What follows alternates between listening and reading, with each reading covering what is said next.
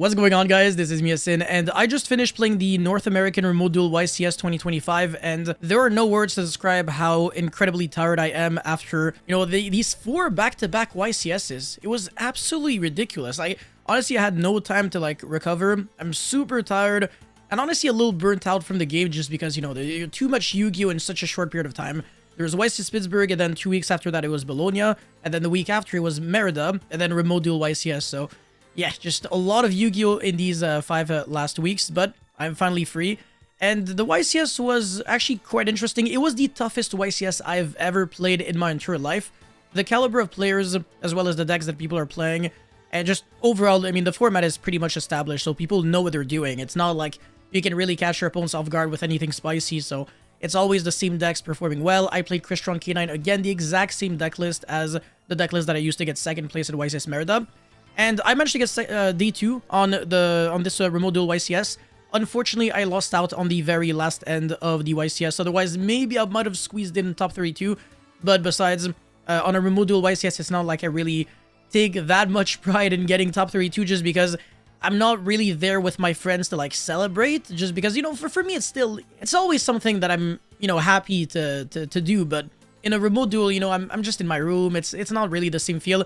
However, for anyone who managed to get top 32, top 16, or top 8 at this YCS, congrats to you, and huge shoutouts to everyone that I played at the event.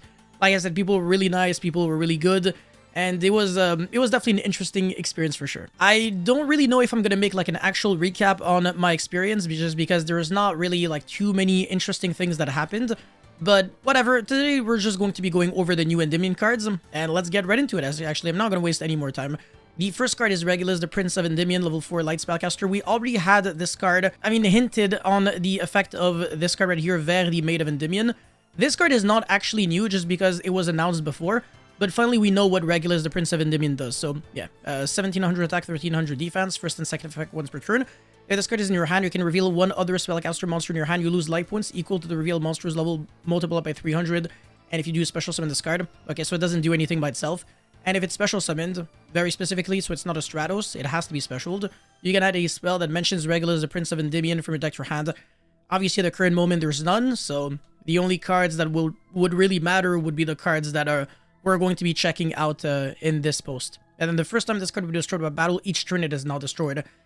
Yeah, it's not the most convincing card in the game, because if you just draw it and 4 other irrelevant cards, doesn't really do anything, but you could technically just brick on some hand traps like Jewel and Logbird, for example, and then reveal the Jewel, special summon this, and then search a spell. And I mean, if it's a good spell, then maybe you can play from there. So I'm not necessarily going to say that this card is outright bad. There's definitely potential right there, so, we'll see depending on how good the spell is. Anyways, just as a reminder, we already had Ver, the Maid of Endymion, revealed before, so we technically should already know what it does. But I'm going to read it again, so it's always treated as a Witchcrafter, and then both effects are once per turn. The third effect is a continuous effect, so it doesn't actually count. During your main phase, if a spell card or effect was activated this turn, very similar to the Dark Magician of Destruction, the fusion monster, you can special summon it from your hand. And if it's special summon, you can add a Witchcrafter, spell, or trap, or Magical Dimension from your deck to your hand. Magical Dimension is actually a really cool card. You can tribute a spellcaster to destroy an opponent's card, and then special summon a spellcaster from your hand, if I recall correctly. So it's really nice to see that you can just randomly search that card in, with this card. It's cool. And the Witchcrafter, spell, or trap. This deck reminds me a little bit of Spellbook 2.0. There's a trap, I think, that has, I don't know if it's a trap or a spell, but it has almost like a Spellbook of Judgment-like effect, where you reset back a lot of cards.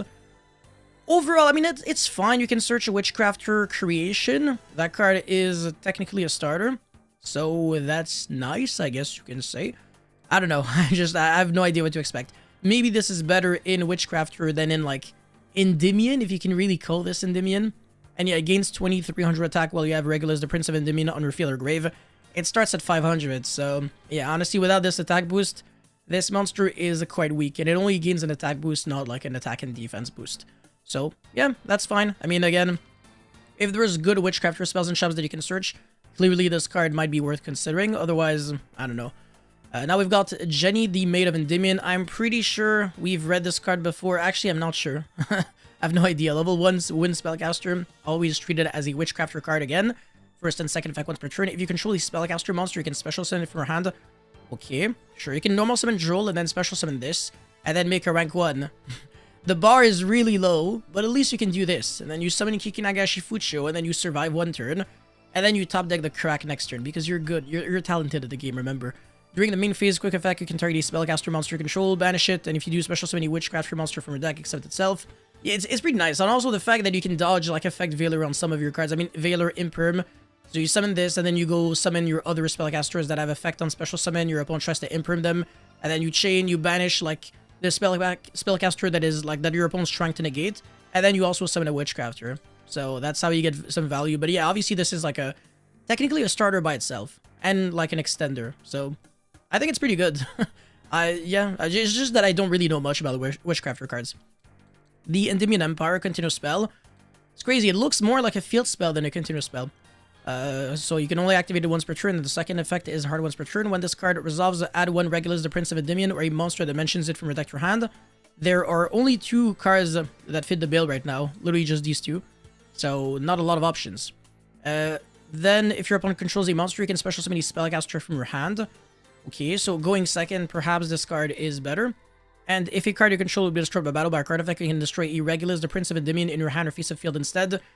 Bro, these effects are bad. Like, so shitty. I don't understand why. Like, this protection effect and, like, this effect is just so weak for a card printed in 2026. So, I don't know. Again, because we're obviously by the time, like, we get these cards, it's going to be, like, March or April or something. It's going to take 25 billion years. Potentially actually longer than this. Well, I mean, you know, whatever. You understand what I'm trying to say. Just the fact that it searches makes the card good enough. But the second effect is not really convincing. Then again, it means that you have actual real cards to, you know, search. And you can do some real things. Like, you can activate this and then search... I don't know, like this, and then you can search another... I don't know, because this is once per turn, so... You could have, like, some 1-card rank 4s. It's not too bad. And the last card is Arrow of Regulus. Quick play spell, first and second effect once per turn. It also mentions Regulus, the Prince of Endymion, so you can search it off of Regulus, the Prince of Endymion. And if you control it, activate one of these effects, so destroy one opponent's monster that battled this turn. One of the worst effects I've ever read in my life, holy crap. When a normal or quick play spell card is activated, negate its effect. Okay, you know what? That's actually not too bad. But you do have to control Regulus, the Prince of Endymion. You're literally better off playing Dragontail Flame. Oh my god. During your main phase, you can banish this card from your grave, then target 1 Regulus, the Prince of Endymion, or a monster that mentions it in your grave, special summon it. Again, my issue is that this is such an underdeveloped archetype at the current moment. Archetype in quotation, by the way. Just because there's only 2 monsters that fall into the category of Regulus or monster that mentions it. Unless I'm missing something. Yeah, this doesn't mention Regulus at all. It's like, it's just a witchcraft... like, it has Endymion in the name, and it works with witchcrafters, but... yeah, no synergy with... yeah, no, absolutely none. Yeah, I don't know why. Bro, what? It's just... this is wasted potential. I don't know why this card had to not mention Regulus, the Prince of Endymion. It's so stupid. 100% should have, but whatever. I guess the cards are cool. They do look nice, I won't lie. This looks like Link. And then this looks like nothing. And then this also looks like... no, actually, yeah, no, it looks like... no, it also looks like nothing, I guess. And then, yeah, this... and then, yeah, this also looks like Link again. I don't even know what I'm saying. You can tell I'm tired. Anyways, guys, thank you so much for watching. Don't forget to like and subscribe. And let me know how you feel about these cards in the comment section below. I'll catch you guys eventually. Peace.